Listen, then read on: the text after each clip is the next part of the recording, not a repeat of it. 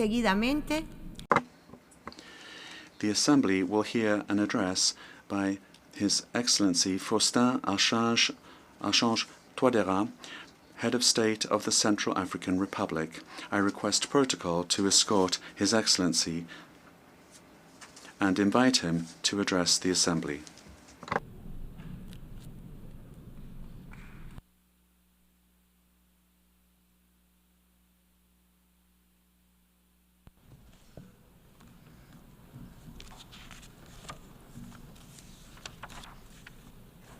Monsieur le Président de l'Assemblée générale, President of the General Assembly,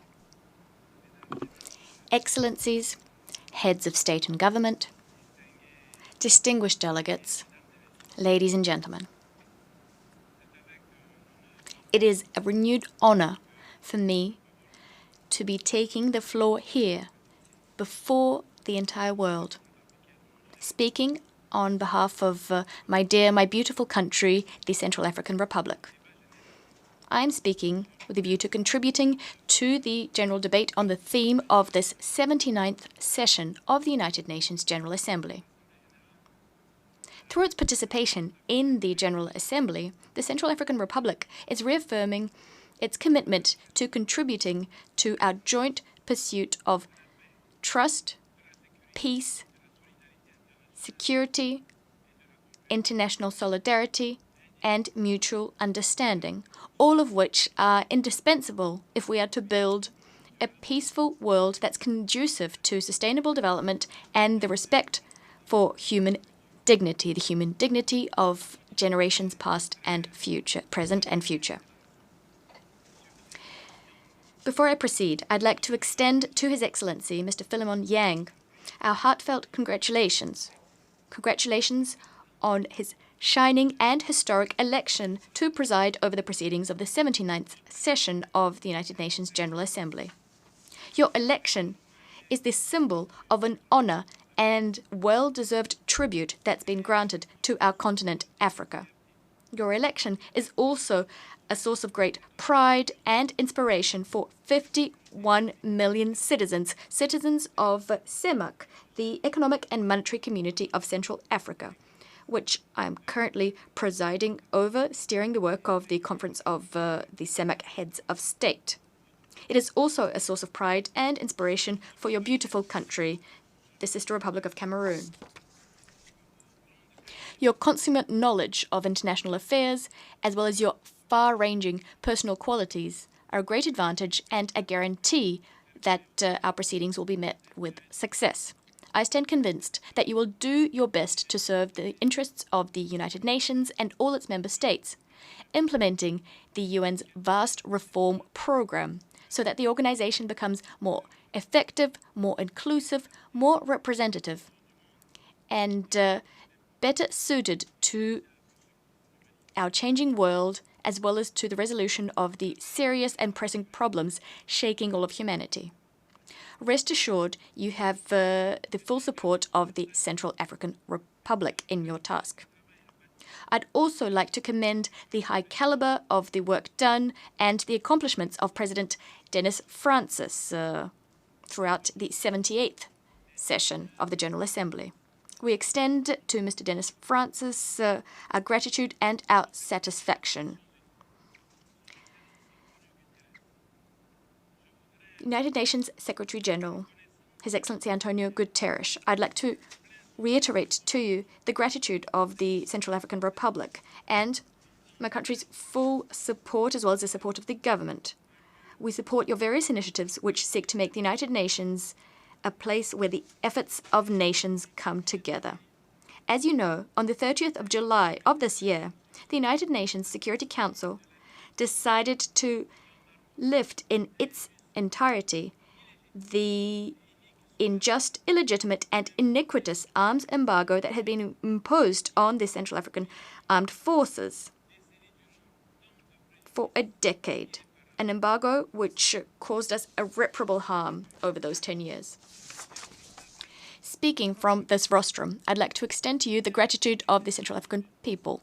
We are grateful to the UN Security Council for its wise decision, a decision which, although belated, will allow my country to continue to act so as to rebuild national peace and security, and to work together with other states in the pursuit of peace, sustainable development, and the human dignity of present and future generations. I'd like to seize this opportunity to reiterate to all of you, all those who held the Central African Republic in their hearts and supported our noble fight. You have the gratitude of our people. The Central African Republic has vast mining potential. Therefore, I'm convinced that we'll continue to receive your support for the lifting of the embargo on diamonds imposed by the Kimberley Process, an embargo which has circumscribed our ability to work for peace, sustainable development, and the human dignity of present and future generations. Mr. President, the theme of this 79th General Assembly session is leaving no one behind, acting together for the advancement of peace, sustainable development, and human dignity for present and future generations. The theme is tied up with particularly important, significant recommendations, which will be of import in our discussions on the reform of the global peace and security architecture, as well as our discussions geared towards achieving the SDGs. As we know, peace is inextricably linked to sustainable development. Regrettably, as we meet here at this great world forum, year in, year out, as we meet at other fora for that matter, the world continues grappling with serious existential threats, becoming more unstable and more vulnerable. This 79th session is taking place at a very turbulent time, a time marked by mounting geopolitical crises, the war between Russia and Ukraine, the war between Israel and Hamas, the war in Sudan and in the east of the Democratic Republic of the Congo, terrorism, deteriorating economic conditions which are strangling growth in Africa, as well as rising fuel prices. We stand convinced that only dialogue can help us to put an end to conflict in a lasting way. The Central African Republic implores the parties to these various conflicts to opt for dialogue and diplomacy so as to find a solution to the various disagreements at the root of these conflicts and to save millions of human lives. The Central African Republic would like to note that the security situation has been stable for the most part in 2024. We are preparing to deepen our democratic roots by holding municipal and regional elections in the very near future, something that will be a first over the last 4 decades. With this in mind, special measures have been taken to apprehend remaining armed groups. These groups can no longer control various portions of our country's territory. As a result, they're engaging in organized crime, illegal exploitation, and fraudulent trafficking of natural resources, and they're doing this so as to be able to acquire military material and equipment. The 10th session of the Strategic Committee for Disarmament, Demobilization, Reintegration and Rehabilitation, as well as the commemoration in Bangui of African Amnesty Month by the African Union's Peace and Security Council, this happened just a few days ago, were an opportunity for us to fully appreciate the significant headway that's been made and which has been possible thanks to the fact that stakeholders have taken ownership and participated in the global peace and security process underpinned by the political agreement for peace and reconciliation, as well as the Luanda joint roadmap. Despite of the progress that's been made, the Central African Republic continues to grapple with various challenges, specifically as regards the building of barracks, so we can station units in defense areas close to the places from which threats are emanating, as well as the acquisition of military material and equipment for our defense and security forces. Mr. President, climate change is having very serious repercussions. Deadly flooding, drought, and large-scale fires, which we've witnessed all over the world.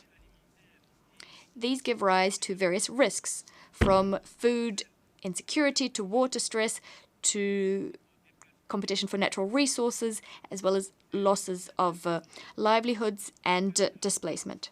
These interdependent, cascading risks can have very serious knock-on effects on peace, security, and development across continents. In sub-Saharan Africa, which is the epicenter of humanitarian crises, environmental disasters have resulted, this year alone, in over 1,000 deaths and 4 million climate refugees, not to mention invaluable material damage, specifically in our neighboring country, Chad, where the number of victims continues to grow following heavy rain, which prompted large-scale flooding and compelled people to evacuate. Speaking from this high rostrum, the United Nations, a symbol par excellence of human solidarity, to express the solidarity of the Central African people to people all over the world who have been hard hit by natural disasters. Our world is being rattled by bloody conflicts. It's also threatened from time to time by deadly weather events, devastating weather events. And in this world, developing countries, which have been impoverished by centuries of slavery, colonialism, and neocolonialism characterized by multifaceted meddling in their domestic affairs, unjust raw materials prices, onerous conditionalities imposed through the international financial architecture. These developing countries are looking on powerlessly as new security, financial, economic, food-related, and environmental challenges mount. Funding promises for vulnerable countries are taking time to come to fruition. Adaptation measures promised at various COPs and rising temperatures, all of these are changing as often as the weather does, beholden to the political, geopolitical, and geostrategic whims of the great powers. We're well aware of just how dangerous climate phenomena are. Thus, my country has crafted sector-specific policies. However, their effectiveness depends on climate funding, which is still unreliable. The Central African Republic would like to urge the United Nations to do more to implement the climate peace and development nexus, establishing synergies between climate adaptation and peace building, so as to holistically address the vulnerabilities linked to climate change, other vulnerabilities, and the risk of conflict. Mr. President, the world is teetering dangerously close to the brink. The UN peace and security architecture is being subjected to enormous pressure.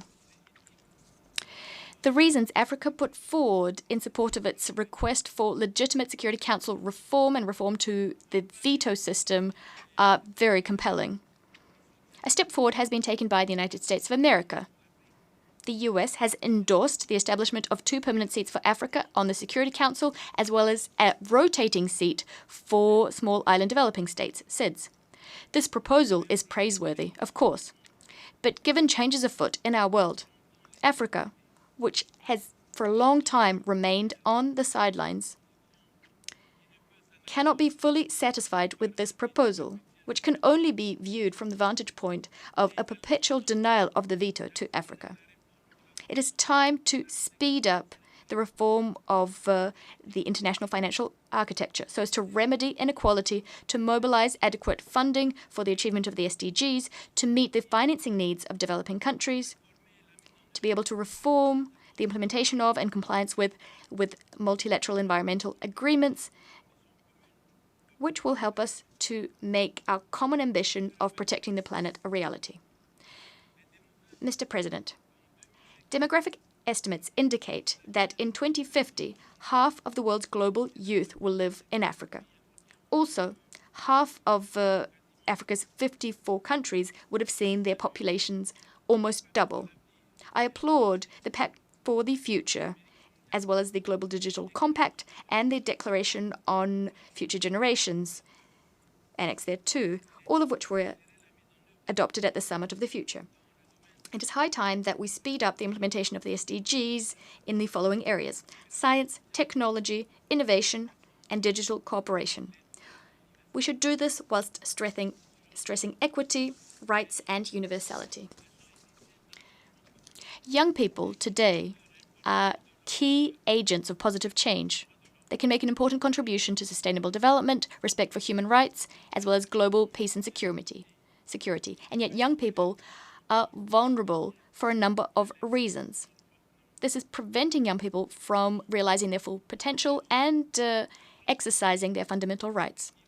It therefore behooves us to pledge to transform investment in young people, in women, girls, and persons with disability, so as to guarantee a better future for us all. As for the Central African Republic, our ambitious 2024-2028 National Development Plan strikes a better balance between the needs and interests of present and future generations. It does this by making human capital development one of the plan's strategic pillars. To conclude, I hope that the spirit that prompted the establishment of the United Nations will tirelessly prevail, thereby helping to create a fertile atmosphere for resolving the problems plaguing international peace and security, sustainable development, and this for the benefit of all humanity. I thank you.